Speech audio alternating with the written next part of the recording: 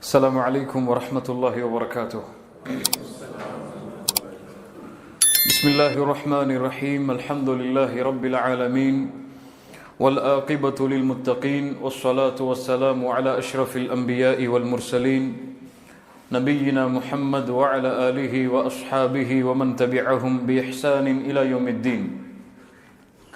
اللهم صل على محمد وعلى آل محمد كما صليت على إبراهيم وعلى آل إبراهيم إنك حميد مجيد. اللهم بارك على محمد وعلى آل محمد كما باركت على إبراهيم وعلى آل إبراهيم إنك حميد مجيد. கண்ணியத்துக்குரிய அல்லாஹ்வின் அடியார்களே, அல்லாஹ் ரப்புல் ஆலமீன் எப்படி அவனுடைய அருளால் இந்த சபையில் எம்மை ஒன்று சேர்த்தானோ அதுபோன்று அல்லாஹ் ரப்புல் ஆலமீன் எம்மை ஜன்னத்துல் ஃபிர்தௌஸில் அல்லாஹுடைய தூதர் முஹம்மது ரசூலுல்லாஹ் ஸல்லல்லாஹு அலைஹி வஸல்லம் அவர்களோடும் அவர்களுடைய தோழர்களோடும் அல்லாஹ் என்னையும் உங்களையும் உலக முஸ்லிம்களையும் ஒன்று சேர்ப்பானாக.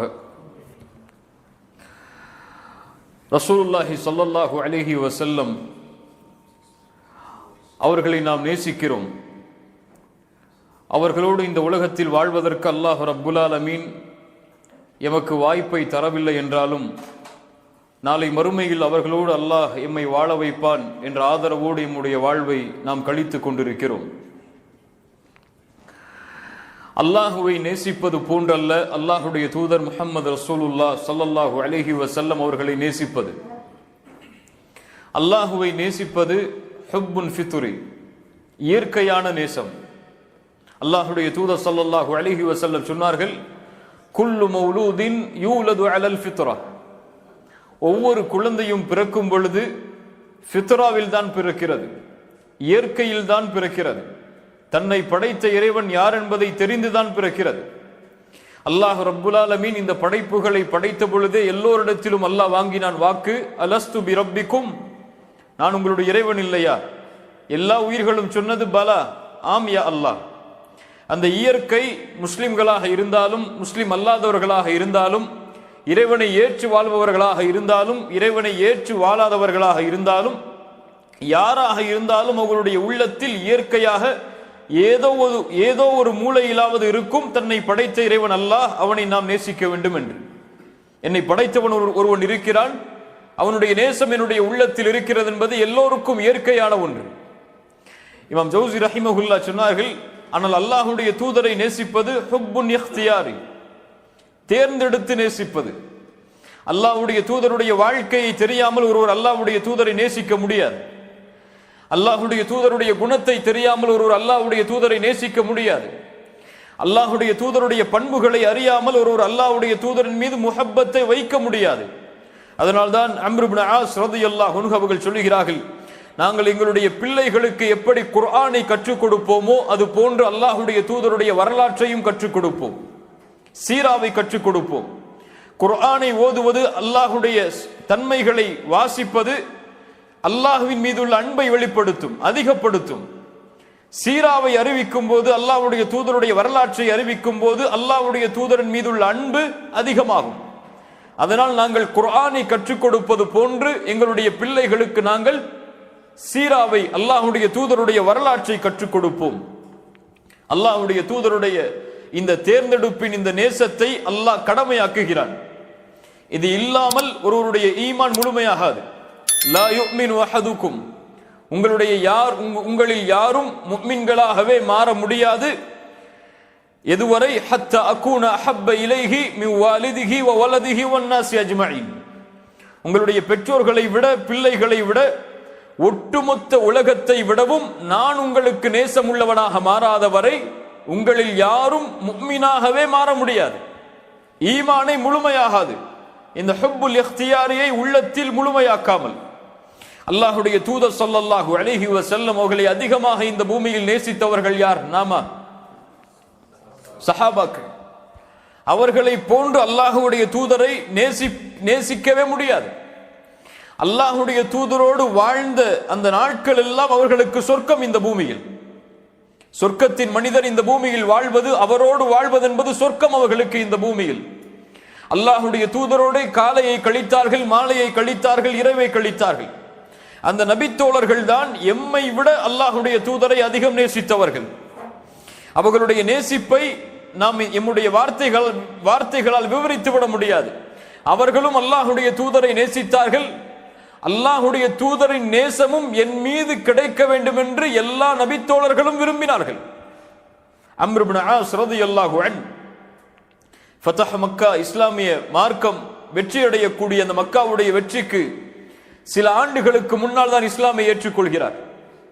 ஒரு 3-4 வருடங்களுக்கு முன்னால் அல்லாஹுடைய தூதரை சந்தித்து கேட்கிறார் ஒரு முறை, யா ரசூலல்லாஹ், ஐயுன் நாஸ் யஹப்பு இலைக், மனிதர்களில் உங்களுக்கு விருப்பமானவர் யார்?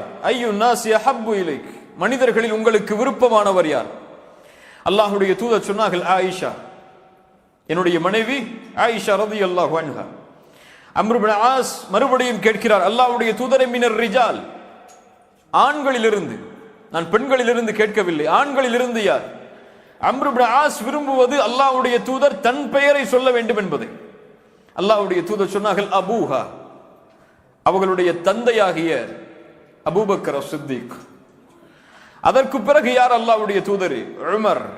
அதற்கு பிறகு யார்? அல்லாஹ்வுடைய தூதர் மற்ற சஹாபாக்களுடைய பெயரை குறிப்பிட்டுக் கொண்டே வருகிறார்கள். அம்ர் இப்னு ஆஸ் அந்த கேள்வியை விட்டு விடுகிறார். ஏன் விடுகிறார்? அவருக்கு வருத்தம் வருகிறது, அல்லாஹ்வுடைய தூதர் தன் பெயரை சொல்லவில்லையே என்று.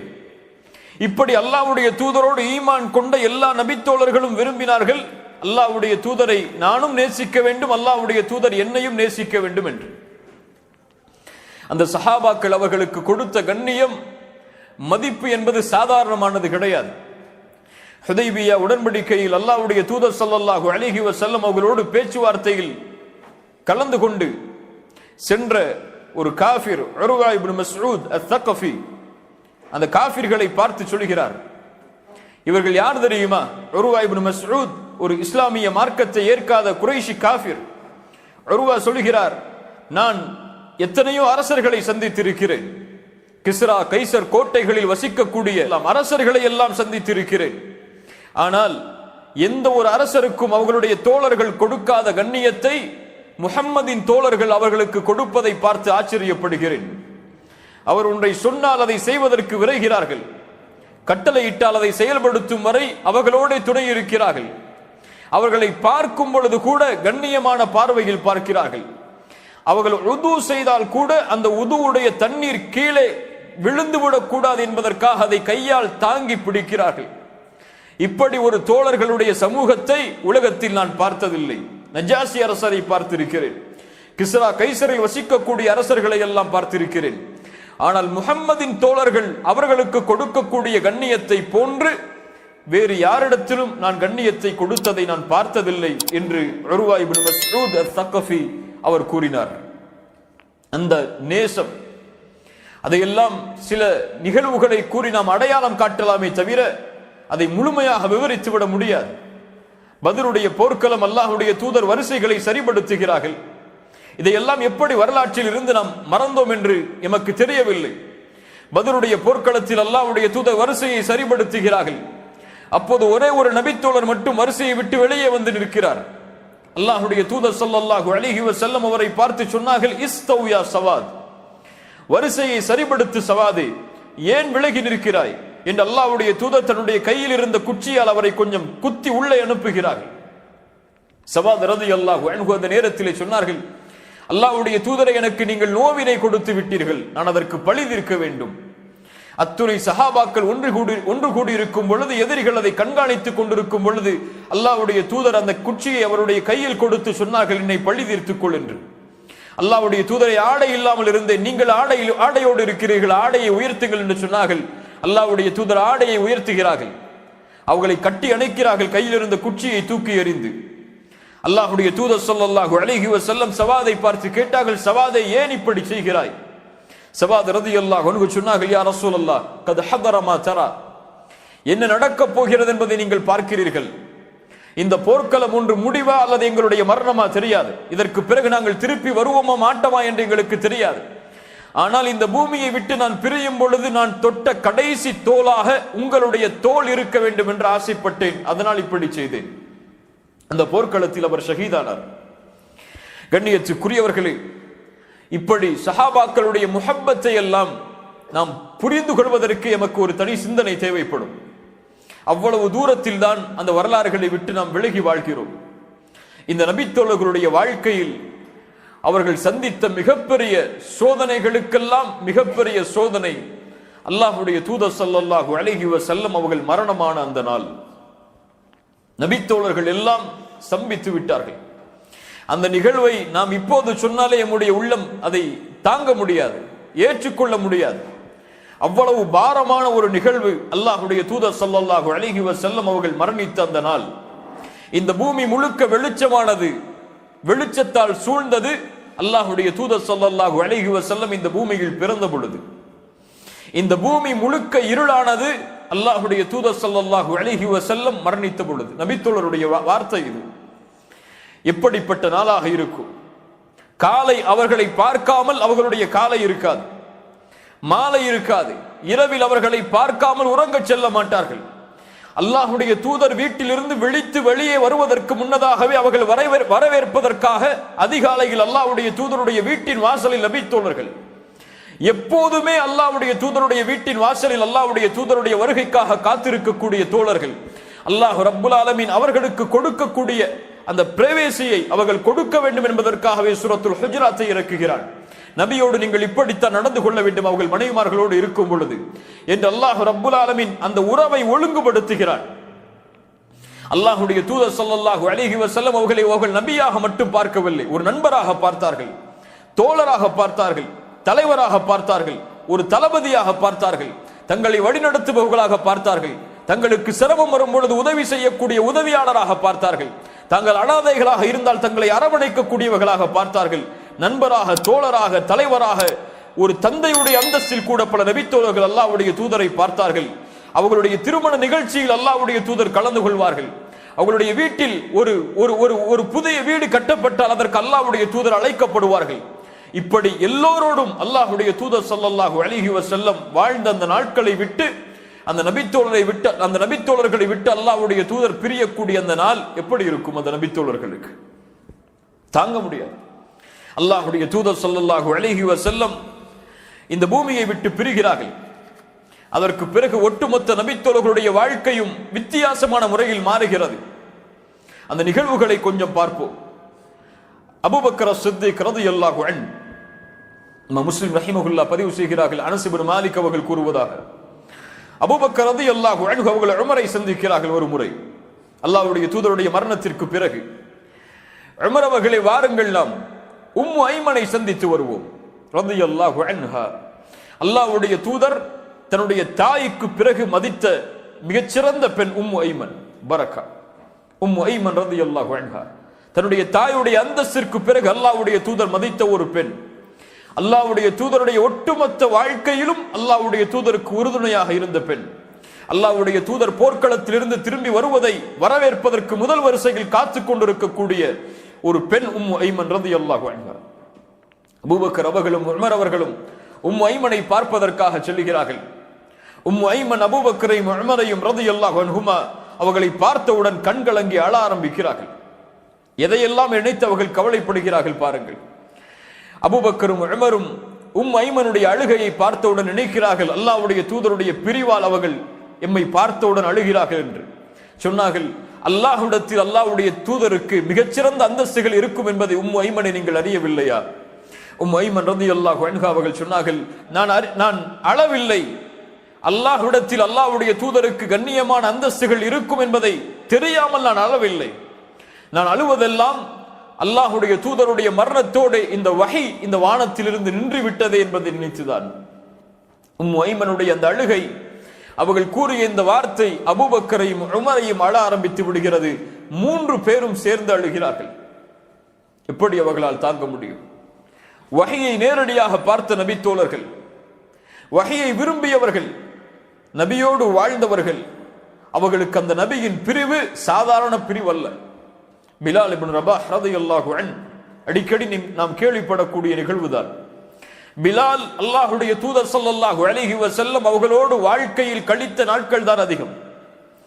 ஈமானை அல்லாஹ்வுடைய தூதரோடு ஏற்றதிலிருந்து மரணம் வரை பிலால் அவர்கள் அல்லாஹ்வுடைய தூதரோடு இல்லாத நாட்கள் என்று எண்ணுவது கடினம். காலை விடியல் அல்லாஹ்வுடைய தூதருக்கு பிலாலை பார்ப்பதில் தான். யார் எழுப்ப வருவார்கள்? ரசூலுல்லாஹுவை. பிலால் ரலியல்லாஹு அன்ஹு. பிலாலுடைய அதான் அல்லாஹ்வுடைய தூதர் ஸல்லல்லாஹு அலைஹி வஸல்லம் காலை ஃபஜ்ருக்கு தயாராகுவதற்கு ஆரம்பம், தன்னுடைய நாளை தொடங்குவதற்கு ஆரம்பம். அந்த பிலால் அவர்கள் அல்லாஹ்வுடைய தூதர் ஸல்லல்லாஹு அலைஹி வஸல்லம் அவர்களுக்கு பிறகு அதான் சொல்வதை விட்டு விலகிக் கொள்கிறார். ஏன்? அவர்கள் அஷ்ஹது அன்ன முஹம்மது ரசூலுல்லாஹ் என்ற வார்த்தையை கூட முழுமையாக சொல்லுவதற்கு அவர்களால் முடியவில்லை. அந்த நேசம் அவர்களை தடுக்கிறது. அந்த நேசத்தின் விளிம்பு அந்த அதானை முடிப்பதற்கு கூட அவர்களுக்கு இடம் கொடுப்பதில்லை. கடைசி காலத்தில் உமர் அவர்களுடைய ஆட்சிக்கு பிறகுதான் அந்த அதானை மறுபடியும் உமர் அவர்கள் கூற ஏவும் பொழுது அதை சொல்லுகிறார்கள். அஷ்ஹது அன்ன முஹம்மது ரசூலுல்லாஹ் என்று வரும் பொழுது தேம்பி அழ ஆரம்பித்து விடுகிறார்கள். ஆனால் இப்படியே தன்னுடைய வாழ்க்கையில் அல்லாஹ்வுடைய தூதருக்கு பிறகு கவலையோடு வாழ்ந்த பிலால் அவர்களுடைய மரணத்தின் பொழுது சிரிக்கிறார். மனைவி கேட்கிறார்கள், என் கணவரை கவலை அடையக்கூடிய இந்த நாளில் நீங்கள் சிரிக்கிறீரே ஏன்? சொன்னார்கள், கதன் நல்கல் அஹிப்பத முஹம்மத வ ஸஹ்பா அல்கல் அஹிப்பத முஹம்மத வ ஸஹ்பா. நான் நாளை முஹம்மதையும் அவர்களுடைய தோழர்களையும் சந்திக்க போகிறேனே, இதைவிட மகிழ்ச்சியான நாள் என்னுடைய வாழ்க்கையில் ஏது என்று கேட்டார். அவர்கள் விரும்பியது எதை? தூதரோடு வாழ்வதை. இந்த உலகத்தில் அவர்களுக்கு அந்த வாய்ப்பு பறிபோகிவிட்டாலும் எப்படியாவது மறுபடியும் அந்த தூதரை நாங்கள் சந்தித்து விட வேண்டும் என்று அவர்கள் விரும்பினார்கள், நேசித்தார்கள் அதை. அந்த நாட்களை எண்ணி தங்களுடைய வாழ்க்கையை வாழ்ந்து கொண்டிருந்தார்கள். ரசூலுல்லாஹி ஸல்லல்லாஹு அலைஹி வஸல்லம் அவர்கள் அறிவித்த ஒரு ஹதீஸ் அந்த நபித்தோழர்களுக்கு ஒரு பெருநாளாக கருதப்பட்டது. பெருநாளுக்கு கொடுக்கக்கூடிய மகிழ்ச்சியை போன்று ஒரு நபியுடைய ஒரு செய்திக்கு அந்த நபித்தோழர்கள் மகிழ்ச்சியை கொடுத்தார்கள். அல் மர்உ மஅ மன் அஹப்ப. நாளை மறுமையில் ஒருவன் யாரை நேசித்தானோ அவர்களோடு இருப்பான் என்ற ஒரு செய்தி அவர்களுடைய உள்ளத்தில் ஆனந்தத்தை கொடுத்தது. ஏன்? அவர்கள் யாரை நேசித்தார்கள்? ரசூலுல்லாஹ். அதனால் மகிழ்ச்சி அடைந்தார்கள். நான் அல்லாஹ்வுடைய தூதரை நேசிக்கிறேன், மறுமையில் அல்லாஹ்வுடைய தூதரோடு வாழ்வேன் என்று. எம்முடைய வாழ்க்கையை கொஞ்சம் புரட்டி பாருங்கள். ரசூலை நாம் பார்க்கவில்லை இன்னும். அவர்களுடைய முகம் எப்படி என்று எம்முடைய பெரும்பான்மையான மக்களுக்கு தெரியாது. அவர்களுடைய வாழ்க்கையை தான் படித்திருக்கிறோம், அவர்களுடைய குணங்களை படித்திருக்கிறோம், பண்புகளை படித்திருக்கிறோம் ஓரளவுக்கு. ஆனால் எம்முடைய உள்ளத்தில் அந்த ஆசை இருக்கிறதா? நான் நாளை மறுமையில் சொர்க்கத்தில் நுழைந்தவுடன் நான் பார்க்கக்கூடிய முதல் முகமாக என்னுடைய தூதருடைய முகம் இருக்க வேண்டும் என்று கை வைத்து கேட்டு பாருங்கள். அந்த நினைவுகளை விட்டெல்லாம் தூரமாகிதான் ஏதோ ஒரு உலகத்தில் நாம் வாழ்ந்து கொண்டிருக்கிறோம். அல்லாஹ் எம்மை பாதுகாப்பானாக. அல்லாஹ்வுடைய தூதரோடு சொர்க்கத்தில் எப்படி வாழ்வது? அந்த வாய்ப்பை அல்லாஹ் அவர்களை பார்க்காதவர்களுக்கும் கொடுப்பானா?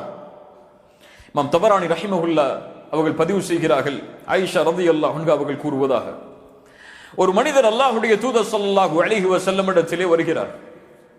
யா ரசூலல்லாஹ், நான் உங்களை என்னுடைய உயிரை விட நேசிக்கிறேன். தூதரிடத்தில் பொய் சொல்லிவிட முடியாது.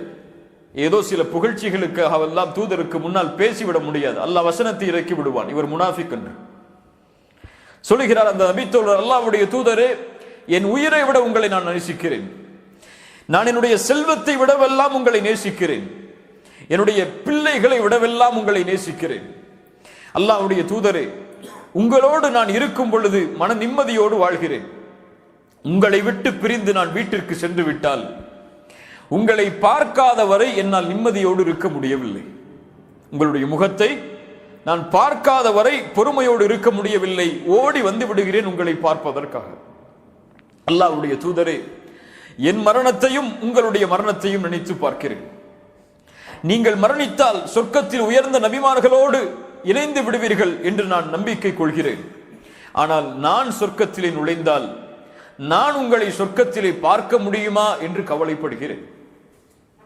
என்ன ஒரு பணிவு பாருங்கள் தூதரிடத்தில். நான் நபித்தோழர் சொர்க்கத்திலே வந்து உங்களை பார்த்து விடுவேன் என்று சொல்லவில்லை. என்ன கேட்கிறார்? நம்ம இன்னைக்கு அப்படிதான் நினைச்சிட்டு இருக்கோம், நம்ம சொர்க்கத்துக்கு போனா தூதரை பார்த்தரலாம் சொல்லி. அந்த தோழர் கேட்கக்கூடிய கேள்வி என்ன? அல்லாஹ்வுடைய தூதரே, நீங்கள் நபிமார்களோடு சொர்க்கத்தில் உயர்ந்த அந்தஸ்தில் வாழ்வீர்கள். நானும் ஒரு சாதாரண ஒரு நபித்தோழர், உங்களை சொர்க்கத்தில் உங்களோடு வாழ்வதற்கு, உங்களை பார்ப்பதற்கு என்னால் முடியுமா என்று பயப்படுகிறேன். அல்லாஹ்வுடைய தூதர் மௌனமாகி விடுகிறார்கள்.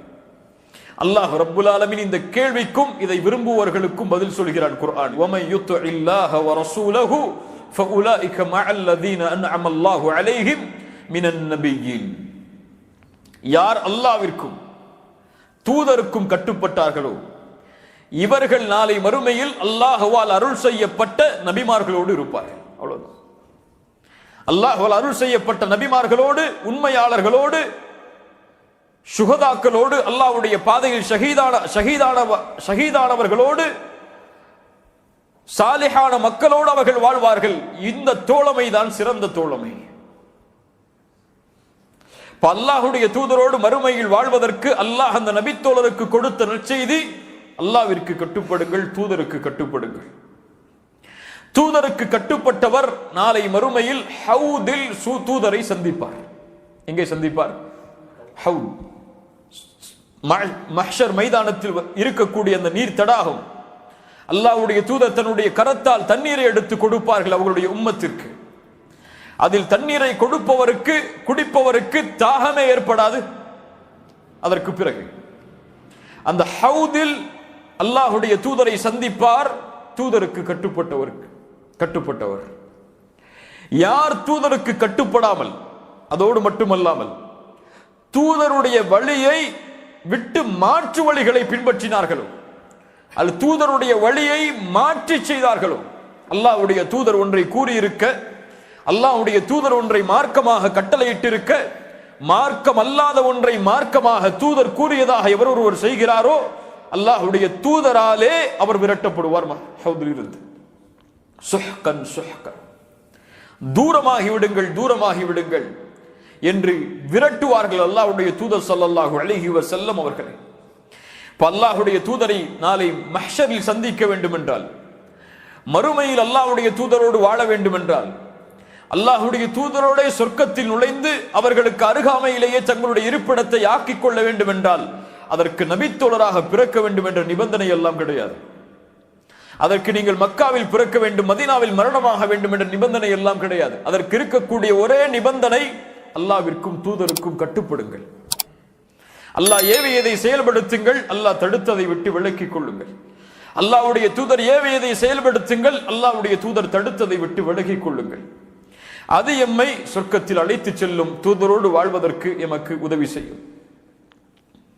அல்லாஹ்வுடைய தூதர் ஸல்லல்லாஹு அலைஹி வஸல்லம் அவர்களுக்கு நாளை மறுமையில் அவர்களுடைய வீட்டுக்கு அருகில் 2 நபித்தோழர்களுடைய வீடுகள் அமையும் என்று அல்லாஹ்வுடைய தூதர் சொன்னார்கள். யார் அந்த நபித்தோழர்கள்? இந்த நபித்தோழர்கள் என்னுடைய மறுமையில் என்னுடைய வீட்டின் அருகே இவர்களுடைய வீடுகள் இருக்கும், அண்டை வீட்டார்கள்.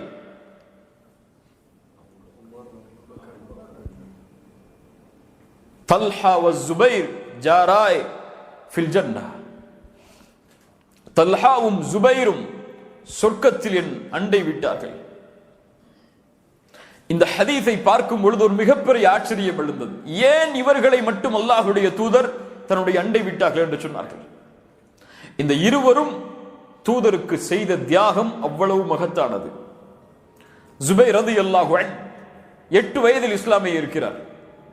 மக்காவுடைய ஆரம்ப காலத்தில் 12வது வயதில் வாழ்ந்து கொண்டிருக்கும் பொழுது மக்காவில் அல்லாஹ்வுடைய தூதர் ஒரு உயர்ந்த மலைப்பகுதியில் வைத்து வேதனை செய்யப்படுகிறார்கள் என்ற ஒரு செய்தி ஸுபைர் அவர்களுக்கு வந்து சேர்கிறது.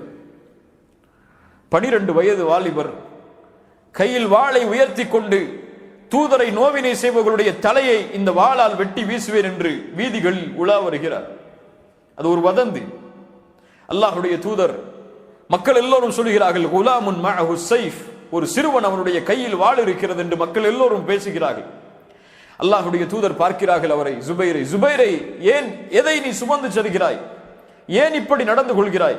அல்லாஹ்வுடைய தூதரை, நீங்கள் நோவினை செய்யப்படுவதாக நான் அறிகிறேன், அதனால் இந்த வாளை நான் உயர்த்தி பிடித்திருக்கிறேன். என்ன செய்வாய் இந்த வாளை கொண்டு?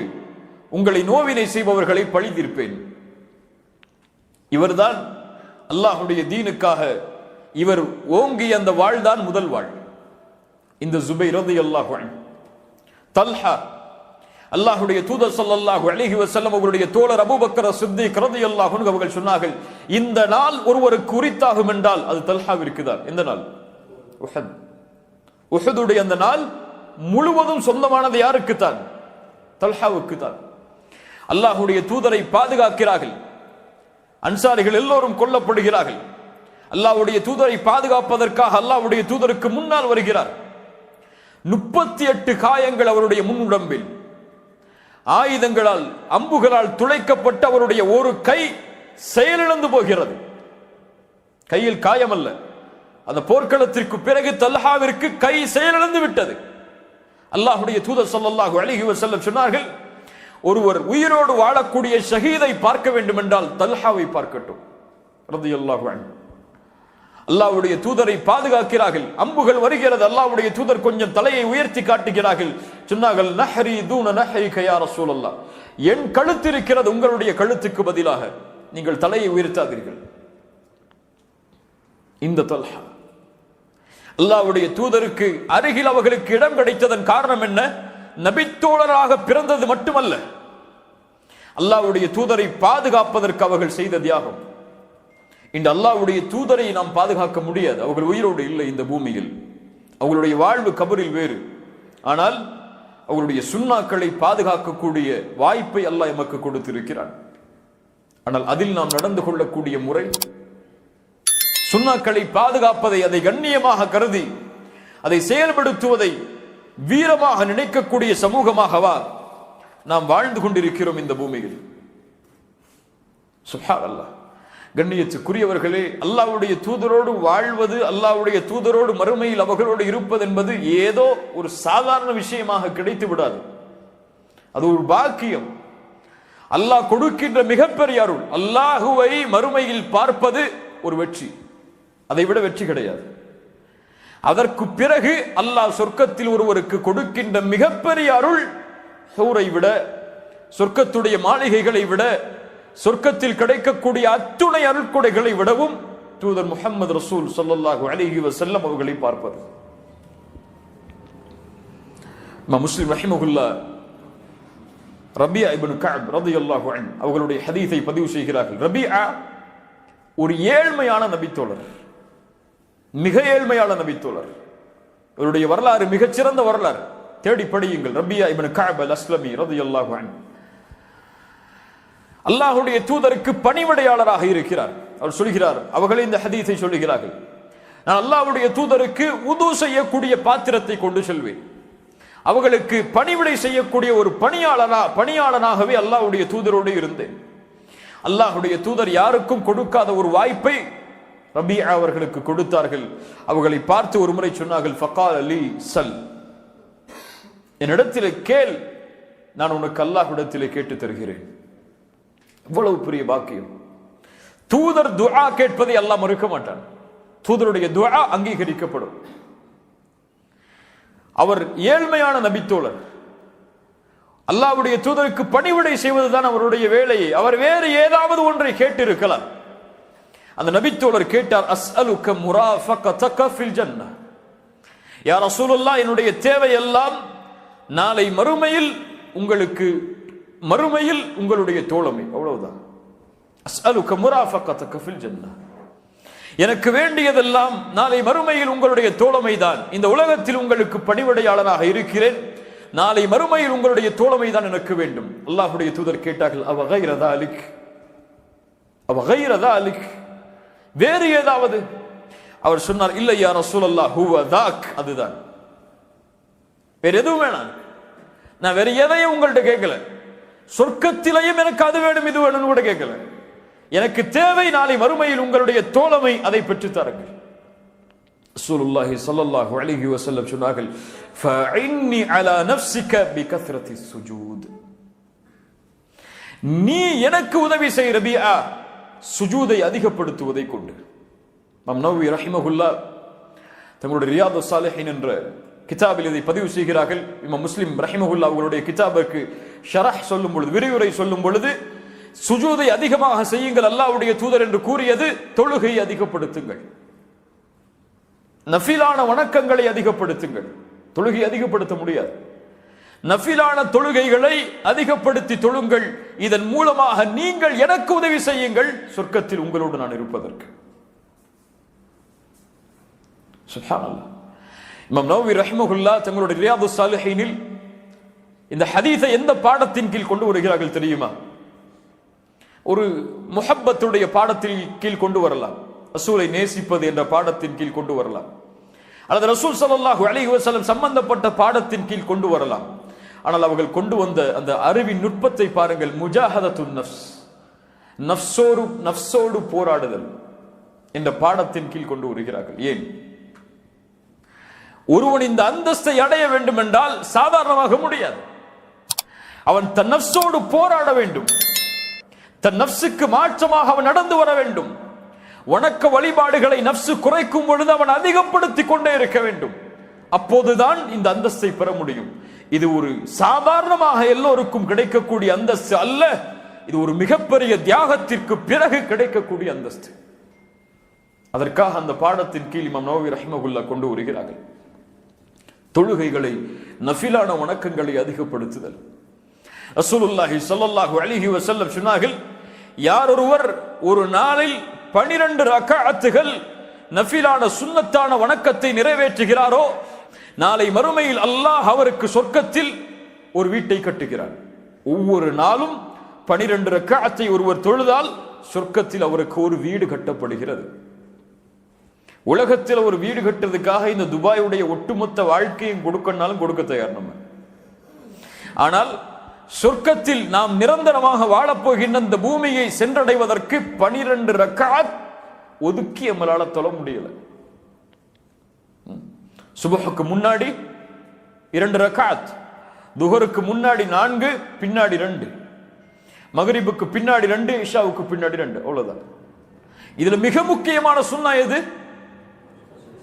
ஃபஜ்ருடைய சுன்னா. நஃபிலான வணக்கங்களை, சுன்னத்தான வணக்கங்களை நிறைவேற்றுவது யாருக்கு வழக்கம் இல்லை? ரசூல் ஸல்லல்லாஹு அலைஹி வஸல்லம் அவர்களுக்கு வழக்கம் இல்லை பயணத்தில். ஆனால் ஃபஜ்ருடைய சுன்னாவை தவிர பயணத்தில் இருந்தாலும் போர்க்களத்தில் இருந்தாலும் எங்கே இருந்தாலும் ஃபஜ்ருடைய சுன்னாவை அல்லாஹ்வுடைய தூதர் நிறைவேற்றுவார்கள். சுன்னா தவறினால் தொழுகைக்கு பிறகு நிறைவேற்றுமாறு அறிவுறுத்துவார்கள். சுப்ஹானல்லாஹ்.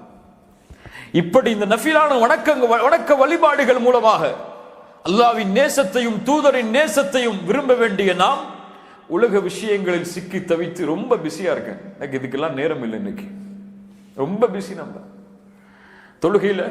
தொழுகை முடிஞ்சோன்னு உட்கார்ந்து சுப்ஹானல்லாஹ், அல்ஹம்துலில்லாஹ், அல்லாஹு அக்பர்னு சொல்லி அந்த திக்ரை எண்ணி முடிக்கிறதுக்கு என்னுடைய நாக்குக்கு நேரம் கொடுக்க முடியல. நம்மளால அவ்வளோ பிஸியா இருக்கும் இந்த உலகத்துல. ஆனா எங்களுக்கு என்ன தேவை? இப்போ நம்ம துவா செஞ்சா கூட அல்லாஹ்வுடைய தூதரோட சொர்க்கத்துல வாழணும்னு சொல்லி ஆமீன் சொல்லுவோம். துஆ முயற்சி இல்லாமல் பலனை தராது. துஆ அல்லாஹ்விடத்தில் அங்கீகரிக்கப்பட வேண்டும் என்றால் அந்த துஆ இங்க இருந்து வரணும். இங்க இருந்து வரணும்னா அது செயலா மாறி இருக்கணும்.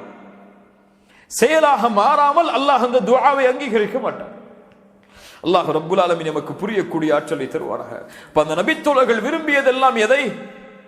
சொர்க்கத்தில் அல்லாஹ்வுடைய தூதரோடு நாங்கள் வாழ்வது. அதையே நோக்கமாக கொண்டு பயணித்தார்கள்.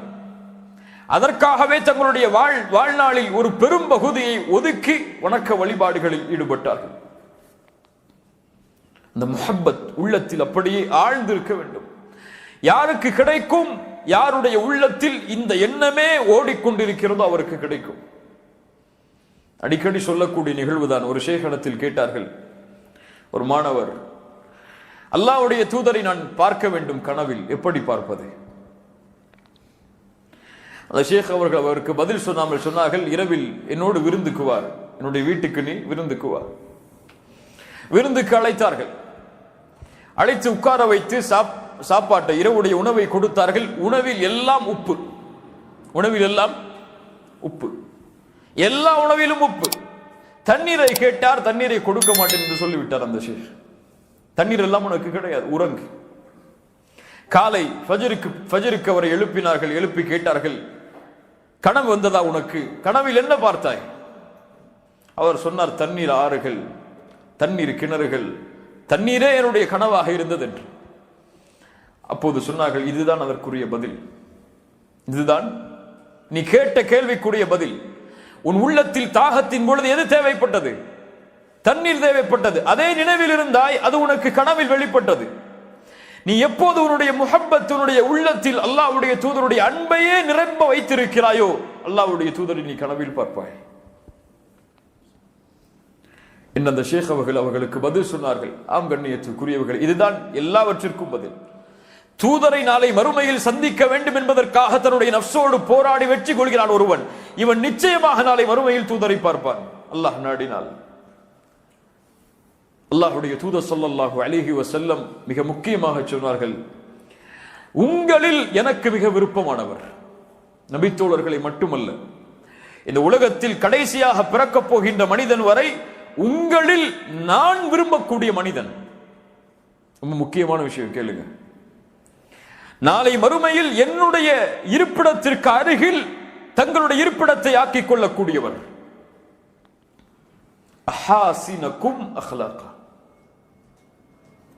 உங்கள் குணங்களை அழகுபடுத்தியவர்கள் தான். உங்களில் குணங்களை அழகுபடுத்தியவர்கள் தான்.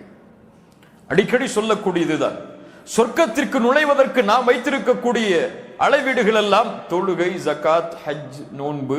இதான் உள்ளத்தில் ஆழமாக பதிய வைக்க வேண்டும். இந்த தொழுகை, இந்த நோன்பு, இந்த ஹஜ், இந்த ஜகாத், அல்லாஹ்வுடைய மார்க்கத்தில் நாம் பேணக்கூடிய ஹலால் ஹராம் எல்லாம் வீணாகிவிடும். சொர்க்கத்திற்கு செல்லக்கூடிய அமலாக நாம் இதை செய்யும் பொழுது இவையெல்லாம் நரகத்திலே எம்மை சேர்க்கக்கூடிய அமலாக மாறிவிடும். அவருடைய வாழ்க்கையில் குணத்தில் அவர் தன்னை சீர்படுத்தவில்லை என்றால், தன்னுடைய குணம் அவருடைய வாழ்க்கையில் சீராக இல்லை என்றால், மனிதர்களிடத்தில் நடந்து கொள்ளக்கூடிய முறையை அவர் சரிபடுத்திக் கொள்ளாத வரை அல்லாஹ்விடத்தில் இருக்கக்கூடிய உறவை அவரால் சீரமைக்க முடியாது. ஒருவன் தன்னுடைய மனைவிக்கு நல்ல கணவனாக வாழாத வரை உலகத்திற்கே நல்லவனாக வாழ்ந்தாலும் தன் ரப்புக்கே சிறந்த அடிமையாக வாழ்வதற்கு முயற்சி செய்தாலும் முடியாது. அதான் இந்த தீன். خيركم خيركم لأهله وأنا خيركم لأهلي. உங்களில் சிறந்தவர் உங்களுடைய குடும்பத்தாரிடத்தில் சிறந்தவர், நான் சிறந்தவன் என்னுடைய குடும்பத்தாரிடத்தில். ரசூலுல்லாஹ் ஸல்லல்லாஹு அலைஹி வஸல்லம் சொன்னார்கள். கண்ணியத்துக்குரியவர்களே, குணத்தின் அடிப்படையில் இந்த ஒட்டுமொத்த சமூகமும் சிதைந்து கிடக்கிறது. நேர்மை, உண்மை என்று மார்க்கம் கொடுக்கக்கூடிய அளவீடுகள் எல்லாம் இன்று முஸ்லிம்களாலே உடைக்கப்படுகிறது. முன்னாடி இல்மில்லாமல் மார்க்கத்துடைய அடிப்படைகளே தெரியாமல் வாழ்ந்த ஒரு சமூகம் இருந்தது. ஆலிம்கள் சொல்வது மட்டும்தான் அவர்களுக்கு. குர்ஆனை திறந்தோ ஹதீஸை திறந்தோ அந்த சமூகம் படித்தது கிடையாது. ஆனால் அவர்களிடத்தில் இருந்த ஒழுக்கம், அவர்களிடத்தில் இருந்த நேர்மை, அவர்களிடத்தில் இருந்த பண்பு இன்று மார்க்கத்தை படித்து அதை தெரிந்து அதை மக்களிடத்தில் எடுத்து வைக்கக்கூடிய மனிதர்களிடத்தில் கூட இன்று கிடையாது. இல்ம் இல்லாமல் வாழ்ந்த, கண்ணியத்தோடு வாழ்ந்த சமூகம் கூட குண அடிப்படையில் இல்மை பெற்றுக் கொண்டதற்கு பிறகு பெருமைகள், பொறாமைகள், அவர் நான், நீ, நான் என்று வேற்றுமையில் வாழக்கூடிய மக்களாகத்தான் பெரும்பான்மையான சமூகத்தை நாம் பார்க்கிறோம். அல்லாஹ் ரப்புல் ஆலமீன் இந்த குணத்தை எங்கெல்லாம் நிரூபிக்கிறான் தெரியுமா? அல்லாஹ் கூறுகிறான், ஈமான் கொண்டவர்களே, நீங்கள் அல்லாஹ்வுடைய தீனை விட்டு விலகினால் அல்லாஹ் உங்களை விட்டு வேறொரு சமூகத்தை அல்லாஹ் கொண்டு வருவான். அவர்களுடைய தன்மைகள் என்ன தெரியுமா? அவர்களும் அல்லாஹுவை நேசிப்பார்கள், அவர்களையும் அல்லாஹ் நேசிப்பான். அவர்களையும் அல்லாஹ் நேசிப்பான். அதில்லத்தின் அலல் முஃமினீன் அஇஸ்ஸத்தின் அலல் காஃபிரீன். அல்லாஹ் முதல் குவாலிட்டியை கொண்டு வர்றார், முதல் கேரக்டர் இதுதான். அவர்கள் முஃமின்களோடு பணிவோடு நடந்து கொள்வார்கள். முஃமின்களோடு பணிவோடு நடந்து கொள்வான். தான் முன்னேறுவதை விட தன்னோடு வாழக்கூடிய ஒரு சகோதரன் முன்னேறுவதை தன் வெற்றியாக அவன் கருதுவான். சமூகத்தில் யார் ஒருவன் தன்னை முன்னேற்றிக் கொள்ள வெளியே வந்தாலும் அவனுக்கு கை கொடுத்து உயர்த்தி விடுவான். இங்க அப்படியே சமூகம் இருக்கு. நான் தான் இந்த சமூகத்தில் இருக்க வேண்டும், என்னை தவிர யாரும் இந்த சமூகத்தில் இருக்கக்கூடாது. நான் தான் இந்த சமூகத்தை வழிநடத்த வேண்டும், என்னை தவிர யாரும் இந்த சமூகத்தை வழிநடத்த கூடாது என்று இல்ல மஷா அல்லாஹ், அல்லாஹ் பாதுகாத்தவர்களை தவிர பெரும்பான்மையான சமூகம் இன்று இந்த பணிவையே மறந்து விட்டது. முஃமின்கள் தங்களோடு பணிவோடு, பாசத்தோடு, அன்போடு, பரிவோடு நடந்து கொள்வார்கள். ஒருவன் தவறு செய்தால் கூட அவன் மனம் நோகாமல் அந்த தவறை திருத்துவார்கள். எப்படி இன்பமான நேரத்தில் அவரோடு இருந்தானோ அது போன்று துன்பமான நேரத்தில் இன்பமான நேரத்தில் இருந்ததை விட அவரோடு இருப்பான். பலன் இருந்தால் இன்று நட்பு, பலன் இல்லை என்றால் நட்பே கிடையாது. இருக்கு இன்பம் வந்தால் அவரோடு வாழ்வான், துன்பம் அவரிடத்திலிருந்து வந்து விட்டால் அவருக்கு எனக்கு சம்பந்தம் இல்லை என்றுவான். தான் இன்னைக்கு உலகம். அந்த உலகத்தில் இந்த முஸ்லிம்களும் அவர்களை போன்று வாழ்வதை நினைக்கும் பொழுதுதான் தெரிகிறது தூதருடைய வாழ்வை விட்டு நாம் எவ்வளவு தூரத்தில் வாழ்கிறோம் என்று. காஃபிர்களோடு கடுமையாக நடந்து கொள்வார்கள். காஃபிர்களோடு கடுமையாக நடந்து கொள்வார்கள் என்றால் என்ன அர்த்தம்? அடிக்கடி குர்ஆன்ல படிக்கிறவங்கள என்ன அர்த்தம்? காஃபிர்களை பார்த்தா பேச மாட்டாங்களா? அவங்களோடு உறவை துண்டித்து வாழ்வார்களா? இறை மறுப்பாளர்களை பார்த்தால் விரட்டி விடுவார்களா? அதான் கடுமையா? அல்லாஹ்வுடைய தீனை அவர்களுக்கு முன்னால் பின்பற்றுவதிலிருந்து கடுமையோடு இருப்பார்கள். அல்லாஹ்வுடைய தீனை பின்பற்றுவதற்கு அவர்களை பார்த்து வெட்கப்பட மாட்டார்கள். இன்னைக்கு எல்லாருடைய உள்ளத்திலையும் இது இருக்கு. தன்னை முஸ்லிம் என்று வெளிப்படுத்துவதற்கு பிற மதத்தார்கள் முன்னால் நாம் பயப்படுகிறோம். பயப்படுகிறோம் என்று சொல்வதை விட வெட்கப்படுகிறோம் பலர். அவர்களுக்கு முன்னால் நாம் பேசிக் கொண்டிருக்கும் பொழுது அல்லாஹ் என்ற வார்த்தையை சொல்வதற்கு பலர் வெட்கப்படுகிறார்கள். அவர்களுக்கு முன்னால் பேசும் பொழுது இஸ்லாம் என்ற வார்த்தையை சொல்வதற்கு வெட்கப்படுகிறார்கள். அல்லாஹுடைய மார்க்கத்துடைய சில நிபந்தனைகளை போதனைகளை வெளிப்படுத்தும் பொழுது அவர் என்னை தவறாக நினைத்துக் கொள்வாரோ என்று கருதுகிறார்கள். எது கண்ணியம்? இதுவா? உமர் இப்னு கத்தாப் அவர்கள் சொன்னார்கள், இழிவாக இருந்த எமக்கு இந்த இஸ்லாமிய மார்க்கம் கண்ணியத்தை கொடுத்தது. யார் ஒருவன் இந்த இஸ்லாம் அல்லாத வேறு வழிகளில் கண்ணியத்தை தேடுவானோ அவன் இழிவைத்தான் அடைவான். இப்படி அல்லாஹ்வுடைய தீனை பின்பற்றுவதில் கடுமை காட்டுவார்கள் இறை மறுப்பாளர்களுக்கு முன்னால். இவர்கள் இந்த தீனை நேசிப்பதை பார்த்து அவர்களுக்கும் இந்த தீனை நேசிக்க வேண்டும் என்ற விருப்பம் வரும். ஆனால் இன்று நாமே வெட்கப்படுகிறோம் இந்த தீனை வெளிப்படுத்துவதற்கு. இல்ல மாஷா அல்லாஹ், அல்லாஹ் பாதுகாத்தவர்களை தவிர. அல்லாஹ்வுடைய தூதர் ஸல்லல்லாஹு அலைஹி வஸல்லம் அவர்களோடு வாழ்வதற்கு மறுமையில் இன்னும் சில முக்கியமான காரணிகளை சொன்னார்கள். நானும் யத்தீமை பாதுகாப்பவரும் யத்தீமை அரவணைப்பவரும் நாளை மறுமையில் இந்த இரண்டு விரல்களை போன்றிருப்போம். இந்த சப்ஜெக்டே நம்முடைய வாழ்க்கையில் கிடையாது. எத்தீம்களை அரவணைப்பது, எத்தீம்களை பாதுகாப்பது, எத்தீம்களுக்கு உதவி செய்வது என்ற ஒரு விஷயமே நம்முடைய வாழ்க்கையில் கிடையாது. நமக்கு எம்முடைய குழந்தைகளை பார்க்கறதுக்கே நேரம் இல்லை. இதுல எங்க எத்தீம் குழந்தைகளை பாதுகாக்கிறதுங்கிற எண்ணம் தான் பலருக்கு இருக்கு. அல்லாஹ் அக்பர். இது ஒரு பெரிய இது தனியாக பேசப்பட வேண்டிய நிகழ்வுகள். எத்தீம் குழந்தைகள் யாராக இருந்தாலும், அவர்கள் முஸ்லிம்களாக இருந்தாலும் பிற மதத்தை சார்ந்தவர்களாக இருந்தாலும் அவர்களை கருணையோடு பார்ப்பது, அவர்களுக்கு தேவையான உதவிகளையும் அவர்களுக்கு தேவையான வசதிகளையும் செய்து கொடுப்பது இந்த உலகத்திலே வாழக்கூடிய முஸ்லிம்களுக்கு கடமை, பொறுப்பது. எத்தீம்கள், அல்லாஹ்வுடைய தூதர் ஒரு எத்தீம் தான். அல்லாஹ்வுடைய தூதர் ஒரு எத்தீம் தான்.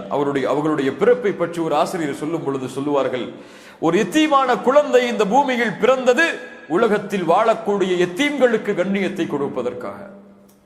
முஹம்மது ரசூலுல்லாஹ் ஸல்லல்லாஹு அலைஹி வஸல்லம். வஅம்மல் யதீம ஃபலா தக்ஹர். எத்தீம்களை விரட்டாதீர்கள் நபியே. இந்த எத்தீம்களோடு இருக்கக்கூடிய உறவை நாம் அதிகப்படுத்த வேண்டும். எவ்வளவோ ஆர்ஃபனேஜ் இருக்கு. அங்கெல்லாம் நமக்கு உதவி செய்வதற்கு நம்மகிட்ட காசு இல்லாட்டா கூட அவர்களோட போய் கொஞ்ச நேரம் உட்கார்றதுக்கு கொஞ்சம் நேரத்தையாவது நம்ம கொடுக்கணும். அவர்கள் யார் என்பதை தேடி அடையாளம் கண்டுபிடித்து அவர்களுக்கு தேவையான வசதிகளை எம்மால் முடிந்த அளவு செய்து கொடுக்க வேண்டும். ரசூலுல்லாஹி ஸல்லல்லாஹு அலைஹி வஸல்லம் இதை நமக்கு வழிகாட்டினார்கள். அல்லாஹ்வுடைய தூதர் ஸல்லல்லாஹு அலைஹி வஸல்லம் மேலும் சொன்னார்கள், என் மீது யார் ஒருவன் அதிகமான ஸலவாத்தை எடுத்து வைப்பாரோ நாளை மறுமையில் அவர் என்னுடைய இருப்பிடத்திற்கு அருகில் இருப்பார். ஸல்லல்லாஹு அலா முஹம்மத், அல்லாஹும்ம ஸல்லி அலா முஹம்மத் என்ற ஸலவாத்தை யார் ஒருவன் அதிகம் கூறுவாரோ அவர் நாளை மறுமையில் என்னோடு இருப்பார்.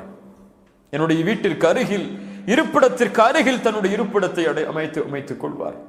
அல்லாஹ்வுடைய தூதருடைய பெயரை எப்போதெல்லாம் உச்சரிக்கிறோமோ, எப்போதெல்லாம் கேள்விப்படுகிறோமோ, எங்கெல்லாம் அந்த பெயரை நாம் நினைக்கிறோமோ அப்போதெல்லாம் எம் நாவுகள் அந்த தண்ணீரை வற்றும் அளவிற்கு நாம் சொல்ல வேண்டும், ஸல்லல்லாஹு அலா முஹம்மத் ஸல்லல்லாஹு அலைஹி வஸல்லம் என்ற ஸலவாத்தை எம்மால் முடிந்த அளவு நாம் கூறிக்கொண்டே வர வேண்டும். யார் என் மீது ஒரு முறை ஸலவாத்தை கூறுவானோ அவன் மீது அல்லாஹ் 10 முறை அருள் செய்கிறான். கண்ணியத்துக்குரியவர்களே, இன்னும் சில வழிகளை அல்லாஹ்வுடைய தூதர் ஸல்லல்லாஹு அலைஹி வஸல்லம் அவர்கள் சொன்னார்கள். இந்த எண்ணத்தோடு நாம் வாழ வேண்டுமா, அல்லது இந்த உலகத்தில் இருக்கக்கூடிய இன்பங்களோடு இந்த எண்ணங்களை மறந்து நாம் வாழ வேண்டுமா என்று முடிவெடுக்கக்கூடிய தருணம் இது. நபித்தோழர்கள் விரும்பிய வாழ்க்கை இந்த உலகத்தில் நான் மரணித்ததற்கு பிறகு அந்த தூதரோடு வாழ்வது. அபூபக்கர் சித்திக் ரலியல்லாஹு அன்ஹு தூதர் மரணித்த நாளில், தூதர் விரும்பிய அந்த நாளில் தானும் மரணித்து அதே தினத்திலேயே அடக்கப்பட வேண்டும் என்று விரும்பினார். அபூபக்கர் சித்திக் ரலியல்லாஹு அன்ஹு திங்கட்கிழமை. நாம் யோசித்து பாருங்கள், ஒரு கற்பனை செய்யுங்கள். அல்லாஹ் நாளை மறுமையில் எமக்கு சொர்க்கத்திலே நுழைவதற்கு ஒரு வாய்ப்பை கொடுத்தால், இன்ஷா அல்லாஹ் அந்த தூதரை அல்லாஹ் சந்திப்பதற்கு ஒரு வாய்ப்பை ஏற்படுத்தினால், அந்த முதல் சந்திப்பை நாம் எப்படி ஆக்கிக் கொள்வோம்? ஒரு முஃமின் இதை சிந்திப்பான், இதை ஆசை கொள்வான். தூதரை சந்திப்பதற்கு நான் அணியக்கூடிய ஆடை என்ன சொர்க்கத்தில்? யாரையெல்லாம் அழைத்துக் கொண்டு தூதரை சந்திக்க செல்லுவேன்? என் மனைவிமார்களை, குழந்தைகளை அழைத்துக் கொண்டு தயாரித்து அலங்கரித்துக் கொண்டு வாருங்கள் ரசூலை சந்திக்க செல்லுவோம் என்று சொர்க்கத்தில் அந்த வீதிகளில் நடந்து செல்லுவேன் இன்ஷா அல்லாஹ். இது ஒரு கற்பனை. ஒரு முஃமின் இந்த ஆசையை கொள்ள வேண்டும். அவர்களை சந்திப்பதற்கு முன்னால் யாரையெல்லாம் நான் சந்திப்பேன்? எந்த நபித்தோழர்களை எல்லாம் சந்தித்ததற்கு பிறகு அவர்களை சந்திப்பேன்? நபித்தோழர்கள் எல்லாம் படை சூழ்ந்து உட்கார்ந்து இருக்கக்கூடிய அந்த சொர்க்கத்தில் அல்லாஹ்வுடைய தூதர் ஸல்லல்லாஹு அலைஹி வஸல்லம் அவர்களுக்கு நான் அடையாளம் காட்டப்படும் பொழுது, நான் அவர்களை சந்திப்பதற்கு வந்திருக்கிறேன் என்று அறிவிக்கும் பொழுது அல்லாஹ்வுடைய தூதர் எம்மை எப்படி வரவேற்பார்கள்? நாம் அல்லாஹ்வுடைய தூதருக்கு சலாம் கூற, அல்லாஹ்வுடைய தூதர் எமக்கு சலாமிற்கு பதில் கூற, எம் நலவை அல்லாஹ்வுடைய தூதர் விசாரிக்க, அல்லாஹ்வுடைய தூதரின் நலவை நாம் விசாரிக்க, அல்லாஹ்வுடைய தூதர் எம்மை கட்டி அணைக்க இன்ஷா அல்லாஹ் இப்படிப்பட்ட வாய்ப்புகள் எல்லாம் அல்லாஹ் எனக்கு தருவானா என்ற ஏக்கம் ஒரு முஃமினுடைய உள்ளத்தில் ஆழமாக பதிந்து கிடக்க வேண்டும். அதுதான் முஹப்பத், அதுதான் உண்மையின் நேசம். அல்லாஹ்வுடைய தூதர் என்னுடைய வாழ்வில் நான் செய்த நன்மைகளை மலக்குகளின் மூலமாக தெரிந்து கொண்டு அந்த நபித்தோழர்களுக்கு அறிவிக்கும் பொழுது என்னுடைய அந்த நிலைமையை குறித்து, அந்த நிலைமை எப்படி இருக்கும்? அபூபக்கரை சந்திப்பேன் ரலியல்லாஹு அன்ஹு, உமரை சந்திப்பேன், என் மனைவிமார்கள் அல்லாஹ்வுடைய தூதருடைய மனைவிமார்களை சந்திப்பார்கள். ஆயிஷா ரலியல்லாஹு அன்ஹா, ஹதீஜா ரலியல்லாஹு அன்ஹா, ஃபாத்திமா ரலியல்லாஹு அன்ஹா, இப்படி நபித்தோழிகளுடைய கூட்டத்தினுடைய மனைவிமார்கள் அவர்களை சந்தித்து அவர்களுக்கு சலாம் முகர்ந்து அவர்களோடு உறவுகளை அமைத்துக் கொள்வார்கள். இதுவல்லவா வாழ்க்கை? இதை நினைத்து வாழ்வதல்லவா வாழ்க்கை? கண்ணியத்துக்குரியவர்களை, இந்த அன்பை உணருங்கள். இதுவே எம்முடைய வாழ்க்கையின் குறிக்கோளாக இருந்து அல்லாஹ்வுடைய தூதர் ஸல்லல்லாஹு அலைஹி வஸல்லம் அதை அடைவதற்கு கூறிய வழிகளை பின்தொடர்ந்து அதையே எண்ணமாக நோக்கமாக நிறுத்தி யாரொருவன் அல்லாஹ்விடத்தில் இதை உள்ளத்திலிருந்து பிரார்த்தனை செய்கிறாரோ, அல்லாஹ் ரப்புல் ஆலமீன் அல்லாஹ்வுடைய தூதர் முஹம்மது ரசூலுல்லாஹ் ஸல்லல்லாஹு அலைஹி வஸல்லம் அவர்களோடு சொர்க்கத்தில் வாழக்கூடிய வாய்ப்பை அவருக்கு அல்லாஹ் தருவார். கண்ணியத்துக்குரியவர்கள், அல்லாஹ் ரப்புல் ஆலமீன் இந்த நினைவை நம்முடைய உள்ளத்தில் அதிகப்படுத்துவானாக. இந்த எண்ணத்தில் அல்லாஹ் ரப்புல் ஆலமீன் எம்மை வாழ வைப்பானாக. அல்லாஹ் ரப்புல் ஆலமீன் நாளை மறுமையில் சொர்க்கத்தில் அல்லாஹ்வுடைய தூதரை சந்தித்து அவர்களோடு அவர்களுக்கு அருகாமையில் சொர்க்கத்தில் வாழக்கூடிய வாய்ப்பை அல்லாஹ் எனக்கும் உங்களுக்கும் தருவானாக. இந்த அறிவுரையை முதலாவதாக எனக்கும் பிறகு உங்களுக்கும் ஆக்கிக் கொள்கிறேன். அக்கூலு கௌலி ஹாதா அஸ்தக்ஃபிருல்லாஹ் லீ வலக்கும். திடீரென்று அழைக்கப்பட்ட அழைப்பை ஏற்று வந்திருக்கக்கூடிய உங்கள் எல்லோர்களுக்கும் அல்லாஹ் ரப்புல் ஆலமீன் முழுமையான நற்கூலிகளை அல்லாஹ் வழங்கட்டும். ஜஸாக்குமுல்லாஹு கைரன். பாரக்கல்லாஹு ஃபீக்கும். அகூலு கௌலி ஹாதா சுப்ஹானக்கல்லாஹு வபிஹம்திக் அஷ்ஹது அல்லா இலாஹா இல்லா அன்த் அஸ்தக்ஃபிருக வ அத்தூபு